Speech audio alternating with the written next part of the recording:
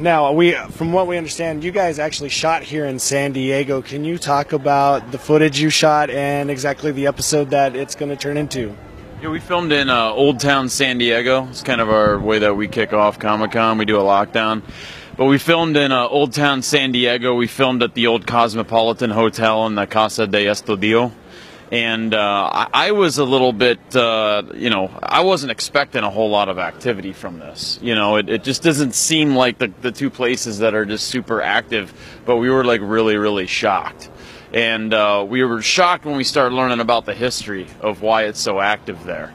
And there's a lot of mystery, and there's a guy named Biandini, and he actually had a house where the Cosmopolitan Hotel is now, and his wife mysteriously died, but now we found out that he killed her, and there's a lot of activity there. And he used to throw like these 3-day-long parties, and I thought he was friends with Pablo Escobar, because he was known for his 3-day, 4-day-long, non-stop, ever-ending parties, so we threw a party there to recreate that energy. We brought in some girls that knew how to do those dances, like the fandangos, and we would do these parties, and we had a singer and everything. This was around midnight, and then all of a sudden I would just yell, "Alto! Stop!" Everybody, the musicians stop, the dancers stop, everybody stop, and we started hearing this female singing when everybody would be silent, like it was a spirit singing along to the party, and that we would kind of catch her once we stopped abruptly.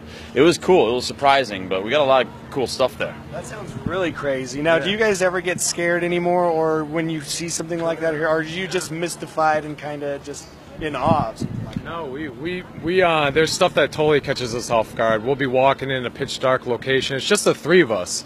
No big camera crews, just the three of us locked down from dusk till dawn, and suddenly something will catch us off guard. You'll feel this immense energy just pass through your body. You'll get the goosebumps. You'll feel this electricity shock go through you, and that's what happened at the location Zach was just talking about. Personally, I felt this thing just go right through me, stop me right in my tracks, and I started getting a little nervous for my own safety.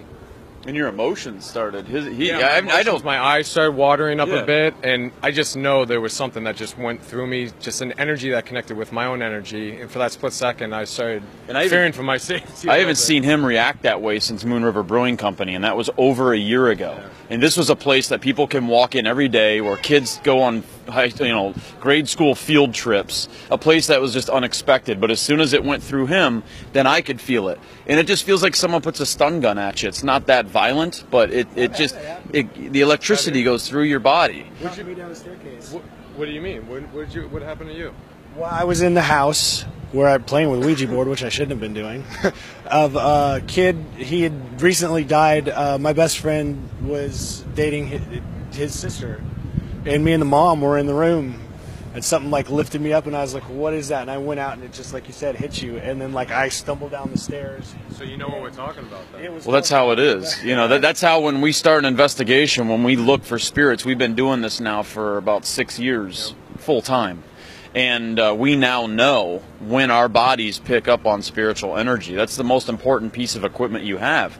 And you just walk around, use your body to pick that up. And as soon as he felt that, which was totally unexpected. I didn't know what to expect. I thought this place was going to be like, all right, we're going to walk around. It's an old mansion. It's historic. It's kind of Spanish looking. And suddenly this thing just hit me. We knew instantly it's going to be on. There's going to be something there. Then your emotions started getting weird. You got sad, and it was kind of weird. I was getting these vivid images, and just from like, I don't know, because they were telling us earlier that the Indians this used to be their land, and before they built that building, some people have gotten pre-possessions of Indian energy residual coming through people, and they would do these Indian dances just sporadically, and didn't know how they did those dances. But it's like those spirits, they just, when they want to, they can just reach out and grab you. And whatever energy they had inside of them when they died, you feel that. It's like a transference of energy. And you got to either A, know how to handle it, B, like us, know how to handle it and pursue it to try and document it as evidence. Because just by feeling something isn't evidence for you.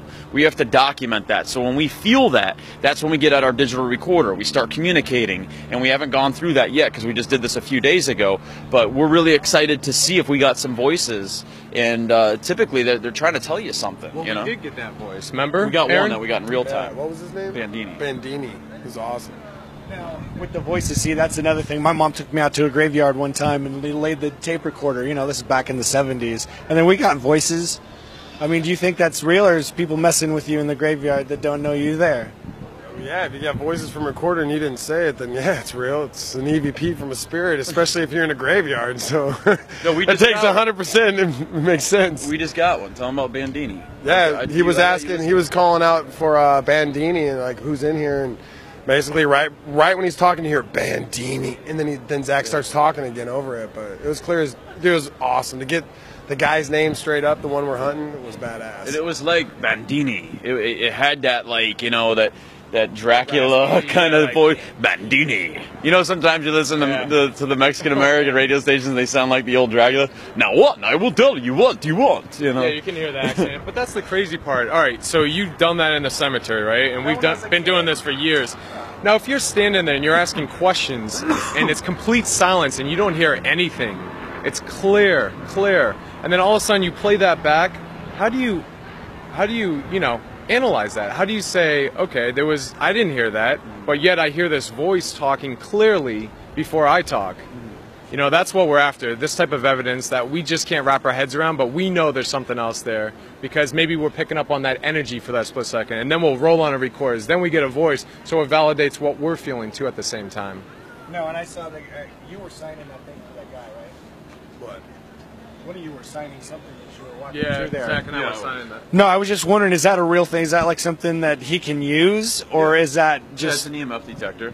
You know, that you got to think that, you know, why is there such a sudden boom of paranormal? Why is it so hot right now? You know, it's because what I believe is you know, you got to look at your cell phones. You know, 5 years ago, 10 years ago, you'd look at this cell phone, you'd be like, holy shit. What is that? I can do, this is a computer now in my hand. You got to understand that with the evolution of technology, these little HD cameras, remember when HD cameras were just like, oh my God, that's a high definition camera? Remember VHSs were $2,000? But you gotta look at though, with how much more it seems paranormal stuff is going on now, technology is also developing. I mean, there's so many decoded messages going through the air right now, text messages, content, data, everything, radio waves, everything. We are just energizing this atmosphere now with so much electricity, so much technology, so much bandwidth, so much everything. And what I really am theorizing is, are these spirits using this as well? As much as this is going on right now, there's 5,000 people right here, probably all sending text messages. You know, are they using all of this energy to do more communicating, to be heard more clearly? And with the new digital recorders and all this kind of stuff, it's getting easier and easier to communicate with spirits. And you know what's the interesting thing about that is it's an open book now because of what we do and because of our show being on TV for, you know, so many years now. I think more people are coming forward and saying, you know, I had this experience too, like yourself. Would you have said that 5 years ago to somebody else? No, Probably. Do you? All right. My mom is into that. There you go. But a lot of people don't tell those stories. But a lot of people don't tell those stories. But now more people are coming on. Yeah. So it's all about the experiences, connecting with stories. Every place we go to, everybody has a story to tell. No, well, what's your take on the spheres? Because these digital cameras pick up these spheres, and I don't know. There's a lot of debate. Is it, you know, energy because it's not there, and sometimes. Yeah, the orbs, but you take it with a digital picture, why isn't it in the next picture you take, and sometimes they float down? I mean, is it part of the camera, or is there actually something there? Well, I think, yeah, like you said, Aaron, Orbs orbs are tough, are tough. I think, you know, a lot of people take those still images and you see a bunch of orbs. I mean, 95% chance that's rain or dust or bugs or stuff like that. But, however, I think that there are orbs of energy. Once you think about a sphere, that's the evolution of life, you know, a perfect sphere, the universe. And it's just like, there are orbs. There are energy orbs. And I believe that when a spirit is trying to manifest, it's a partial manifestation of this ball of energy that can be confused. But I can look at video. That's why still images of orbs are just, I'll look at it and just discount it right away. You know, you got to have video of it. You can distinctly tell the difference between orbs of energy that have to do with spirits than like dust and bugs.